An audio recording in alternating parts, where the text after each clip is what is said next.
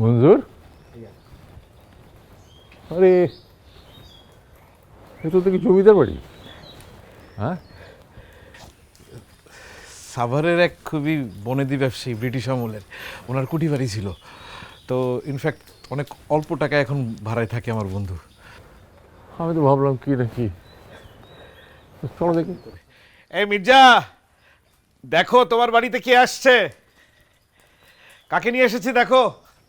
এই মির্জা, দেখো কাকে সাথে করে নিয়ে এসেছি। আমার ভাইয়া, যার কথা তোমাকে বলেছি, উনি নিজেই চলে এসেছেন। মির্জা ভাইয়া, ফিল কমফোর্টেবল ভাইয়া। তোমরা কথা বলো, হ্যাঁ আমি বাইরে আছি। আমি আশা থেকে আপনি মাইন্ড করলেন? না না, মাইন্ড করবো কেন? আসার নিশ্চয়ই কোনো কারণ আছে। প্রয়োজনটা জানতে পারি কি?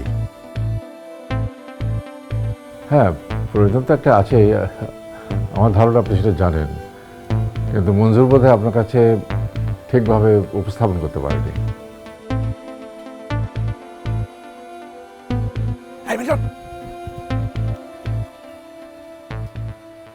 মামা, এই মিল্টন, ওই যে বড় দোকান থেকে একটু ভালো দেখে কিছু নাস্তা নিয়ে আসো। মেহমানকে চা নাস্তা দিতে হবে, পারবে না? হবে, এটা তো হবে না। আরও নিয়ে যাও, তো তাড়াতাড়ি যাও। মিস্টার মির্জা, আপনি ভেবে দেখেন, আপনি তো জানেন নিশ্চয়ই যে মানে এরকম একটা অঙ্কের অর্থ দিয়ে আমরা যে কোনো শক্তিমান সাহিত্যকে কিনে ফেলতে পারি। আপনার বন্ধু মঞ্জুর বড় মুখ করে আপনার ব্যাপারে আমাদের কাছে সুপারিশ করেছিল। সেখানেই সে ভুলটা করেছে। নিজের সঙ্গে কারো তুলনা আমি একদম পছন্দ করি না। তাই নাকি?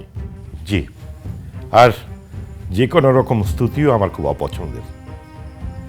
আমি স্বীকার করছি যে বাংলাদেশে অনেক সাহিত্যিক আছেন, কিন্তু এই মির্জা হোসেনের মতো একজনকেও আপনারা পাবেন না। নিজের সম্পর্কে বলাটা একটু বেশি হয়ে যাচ্ছে না? একদম না, একমাত্র লেখকের নির্লজ্জ মুখেই এরকম কথা মানায়। নিজের সম্পর্কে একটু বেশি বাড়াবাড়ি হয়ে গেল না?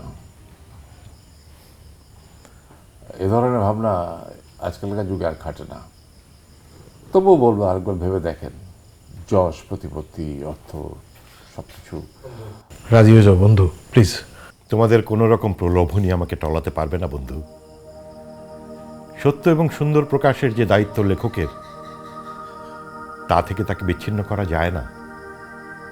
এই ব্রত আজ আরো একবার আমি গ্রহণ করলাম।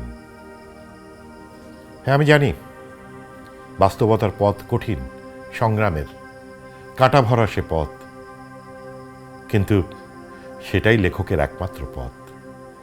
এ ব্যাপারে আমার কোনো দ্বিধা নেই, কোনো সংশয়ও নেই। বটে, আমরা তো দেখেছি অস্কার ওয়াইল্ড, মাইকেল, এরা সব দেহের বিলাসে মরে গেল, আর এ লোক তো মনের বিলাসে মারা যাবে।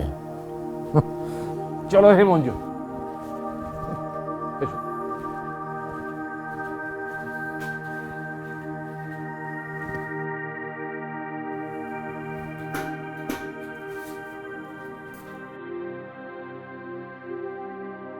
মামা, নাস্তা কি করুন?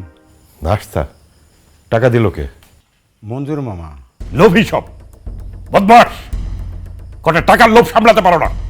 বেরো এখান থেকে, বেরো।